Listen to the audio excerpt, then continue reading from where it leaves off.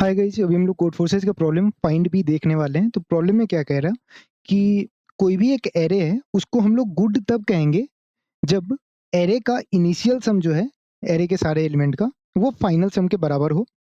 Array के सारे element पहले के मुकाबले अलग हो और सारे एलिमेंट ग्रेटर देन 0 हो।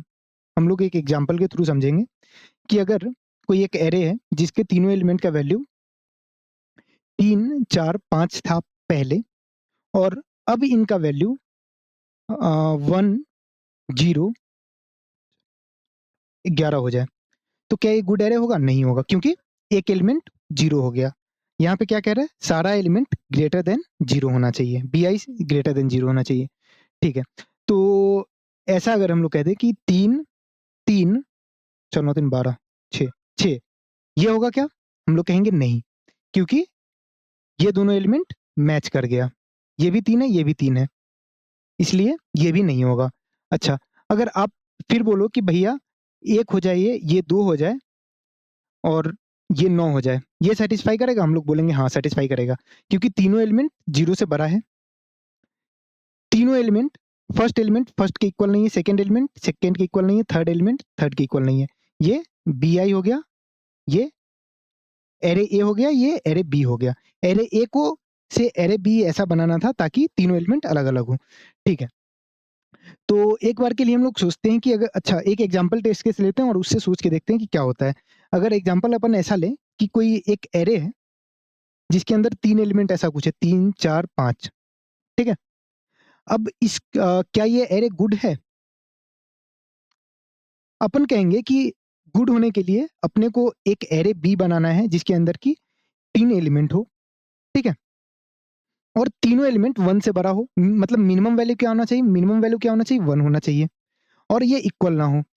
तो हम कहते हैं कि भाई पहला दोनों एलिमेंट को 1 बना देते हैं, क्योंकि मिनिमम 1 रखना है।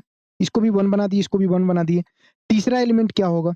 तो अपने को पता था कि इनिशियल सम फाइनल सम के बराबर है, तो इनिशियल सम क्या है? 5, 4, 9, 3, 12। फाइनल सम क्या होगा? फाइनल सम भी 12। तो 1, 1, 2 और 10। तो हम लोग कहें कि यस, ये वाला केस सेटिस्फाई कर जाएगा। अगर ऐसा हो तो इस केस में हम लोग क्या करेंगे कि सारे एलिमेंट को 1 बना दिए और एक एलिमेंट को जितना बचा उतना बना दिए। ठीक है, अब अगला केस ऐसा कुछ मान लीजिए कि 1, 1, 5, 10 ऐसा कुछ एरे है। इस केस में क्या करना है? तो इस केस में अपने को पता है कि भाई ये जो 1 है, अपने को एरे बी बनाना पड़ेगा 4 साइज का। ठीक है, 4 साइज का अपने को एरे बी बनाना पड़ेगा। उसके अंदर ये वाला एलिमेंट 1 तो नहीं होना चाहिए, ये वाला एलिमेंट भी 1 नहीं होना चाहिए, ये वाला एलिमेंट कुछ भी हो सकता है, ये वाला एलिमेंट कुछ भी हो सकता है। तो हम कहें कि भाई अगर 1 नहीं होगा तो इसमें आके कुछ एलिमेंट आके ऐड होगा, इसमें भी कुछ एलिमेंट आके ऐड होगा, 1 से कुछ बड़ा होगा। ठीक, तो कुछ बड़ा होगा मतलब कुछ एक्स्ट्रा ऐड करेंगे इसमें। ठीक है, ये एलिमेंट या तो 5 से छोटा हो जाएगा या 5 से बड़ा हो जाएगा, ये 10 से छोटा हो जाएगा या 10 से बड़ा हो जाएगा। तो हम लोग कहें कि क्यों ना ये 5 और 10 से हम लोग इससे 4 ले लेते हैं, सॉरी, हाँ, इससे 4 ले लेते हैं और इससे 9 ले लेते हैं। इसको 1 बना देते हैं, इसको भी 1 बना देते हैं। ठीक, इससे 4 ले लिए, इससे 9 ले लिए, और 9, 4 जो 13 बचा, वो 13 को हम लोग ये दोनों में मिलके डिवाइड कर दिए। लेट सपोज इसको 2 दे दी, इसको 1 दे दिए, इसको 12 दे दिए, तो इसको 1 दे दिए तो इसका वैल्यू क्या हो जाएगा? 2। इसको 12 अगर दे दिए तो इसका वैल्यू क्या हो जाएगा? 13। तो आप समझे कि इस केस में क्या हुआ? इस केस में अगर एलिमेंट 1 था, तो 1 वाला केस अलग क्यों है? क्योंकि 1 को और छोटा नहीं कर सकते। अगर 1 मिल गया तो 1 को बढ़ाना ही पड़ेगा, क्योंकि मिनिमम एलिमेंट अपने को 1 या 1 से ज़्यादा ही चाहिए था। क्वेश्चन में ऐसा बोल रहा था आपको कि मिनिमम एलिमेंट बी ऑफ आई जो है ग्रेटर देन 0 होना चाहिए, मतलब बी ऑफ आई का मिनिमम वैल्यू 1 होना चाहिए। तो अगर एरे ए में ही पहले से ही 1 दिया हुआ है, तो ऑब्वियस सा बात है कि इसको बढ़ाना पड़ेगा। 2, 3, 4 ऐसे कुछ करना पड़ेगा। तो अपने को जब पता है ये 1, 1 को बढ़ाना ही है, अब बाकी 1 के अलावा कोई और एलिमेंट है, उसपे कोई कांस्टेंट ही नहीं है, तो उसको हम लोग घटा के 1 कर देते हैं। इसको बढ़ा देंगे। ठीक है? इतना समझ में आ गया? तो अगर कोई कोई टेस्ट केस है जिसमें 1 है ही नहीं, तो उसमें क्या करेंगे? जितने n-1 एलिमेंट को 1, 1 बना देंगे और लास्ट एलिमेंट में सारा जोड़ देंगे। अगर 1 मिल गया तो ये करेंगे। अच्छा, अब एक केस ले लेते हैं कि अगर ऐसा कुछ मिल जाए अपने को, एरे जो दिया हुआ है वो ऐसा कुछ है 1 1 1 2, तो इस केस में अपने पास ये 2 को अपन 1 बना दिए, ठीक? तो अपने को एक्स्ट्रा कितना मिल गया? एक्स्ट्रा 1 मिल गया, क्योंकि टोटल सम इक्वल होना चाहिए। एक्स्ट्रा 1 है, ये तीनों को अपने को इंक्रीज करना पड़ेगा। अपने पास है 1 के, तो अपन तीनों को इंक्रीज कर पाएंगे कभी? तो हम लोग कहेंगे कभी नहीं कर पाएंगे। क्या है कि बहुत से बहुत हम लोग ये 1 को 2 बना दिए, अपने पास जो 1 एक्स्ट्रा था उसको लेके।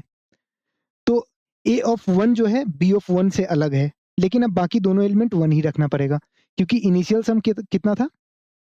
5, फाइनल सम कितना होना चाहिए? 5। अपने को एक्स्ट्रा कितना मिला था? 1 का एक्स्ट्रा मिला था, वो एक्स्ट्रा भी हम लोग यूज़ कर लिए। तो ये दोनों एलिमेंट पे एक्स्ट्रा यूज़ नहीं कर पाए। पहले से 1 था, अभी भी 1 ही रह गया। तो A of I equal to B of I हो गया, इसलिए ये सैटिस्फाई नहीं करेगा। तो आपको समझ में आ गया क्या करना है? फटाफट इस प्रॉब्लम का हम लोग कोड देख लेते हैं। ये कंस्ट्रक्टिव टाइप का प्रॉब्लम था। ऐसे प्रॉब्लम में ऑलवेज एंड ऑलवेज आपको एक टेस्ट केस पे सोच के देखना है। मेरे को क्या हुआ था कि हमने ये ऐसा टेस्ट केस कॉन्टेस्ट के दौरान ऐसा टेस्ट केस पे सोचा था एंड देन उसको एक्सटेंड कर दिए।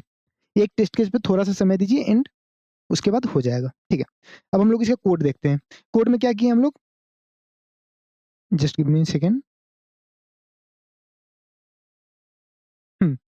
तो कोड में हम लोग क्या किए? सबसे पहले एरे को इनपुट लिए, पूरा एरे को लिए इनपुट, ठीक? उसके बाद यहाँ पूरे एरे को इनपुट ले लिए, ठीक है? इसके बाद एक काउंट वन एक एरे बनाए और एक प्रीफिक्स एरे बनाए। काउंट वन एरे क्या स्टोर करेगा कि अभी तक कितना 1 आया, जैसे 1 0 5 2 8 ऐसा अगर एलिमेंट है तो 0 पोजीशन पे काउंट वन का वैल्यू क्या होगा? 0 होगा। फर्स्ट पोजीशन पे काउंट वन का वैल्यू क्या होगा? 1। सेकंड पे कितना होगा? 1। थर्ड पे कितना होगा? 1। फोर्थ पे कितना होगा? 1। फिफ्थ पे कितना होगा? 1। सिक्स पे कितना होगा? 2। काउंट वन एरे क्या स्टोर कर रहा है कि अभी तक कितने 1 आए। ऐसे ही प्रीफिक्स एरे क्या स्टोर कर रहा है? अभी तक का टोटल सम। यहाँ तक का प्रीफिक्स एरे का सम क्या हुआ? 0। यहाँ पे क्या हुआ? 1। यहाँ पे क्या हुआ? 1। यहाँ पे 5 1 6, यहाँ पे 8, यहाँ पे 16, यहाँ पे 17, ठीक है? तो एक प्रीफिक्स एरे बनाए, एक काउंट वन एरे बनाए। अब हम लोग कह रहे हैं सारा क्यू क्वेरीज ले लिए। क्यू क्वेरीज में एल से आर तक का रेंज दिया हुआ था। क्या इसको गुड एरे बना सकते हैं? तो हम लोग कहें कि अगर एल से आर के बीच में 1 एबे नहीं किया, ठीक? तो उस केस में आंसर तो हमेशा क्या आ जाएगा? आंसर देखिए, अगर यहाँ पे टोटल 1 जो है वो रिप्रेजेंट कर रहा है कि कितने बार 1 आया, ठीक? अगर टोटल 1 का वैल्यू 0 आ गया, मतलब कि एल से आर के बीच में 0 बार 1 आया। जैसे मान लेते कि ऐसा कुछ एलिमेंट आ गया एल से आर के बीच में। तो इस केस में हम लोग क्या कहेंगे? केस 1 ये, केस 2 सिर्फ एक ही एलिमेंट है। अगर सिर्फ एल इक्वल टू आर सिर्फ एक ही एलिमेंट है, तब तो हम लोग कह देंगे नो। अगर सिर्फ एक ही एलिमेंट एरे का वैल्यू 3 दिया हुआ है, इसको चेंज कर सकते हैं क्या? हम लोग नहीं कर पाएंगे। 3 है तो 3 का 3 ही रह जाएगा। तो इस केस इसलिए इसका वैल्यू आ जाएगा नो, वरना सारे केस में यस। अगर 1 नहीं आया तो वरना सारे केस में यस, ठीक है?